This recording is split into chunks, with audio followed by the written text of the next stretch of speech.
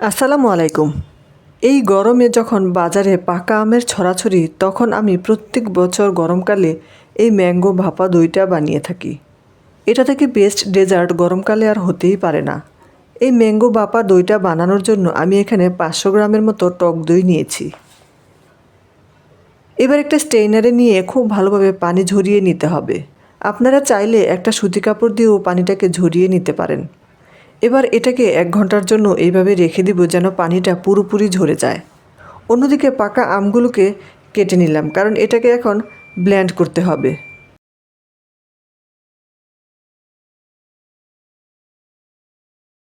Blender জারে পাকা আমের টুকরোগুলো নিয়ে নিচ্ছি, সাথে অ্যাড করব হাফ কাপ গুঁড়া দুধ ও হাফ কাপ গুঁড়া চিনি।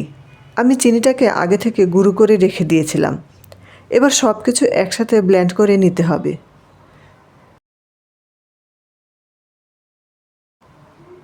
দেখতেই পাচ্ছেন খুব সুন্দর মিহিভাবে ব্লেন্ড করা হয়ে গিয়েছে। এদিকে দই থেকেও পানিটা ঝরে গিয়েছে। এবার একটা বোলে পানি জড়ানো টক দই নিয়ে নিচ্ছি, সেই সাথে অ্যাড করছি ম্যাঙ্গো পাল। 1 চিমটি দিচ্ছি বিট লবণ। এবার সব কিছু খুব ভালোভাবে মিক্স করে নিব।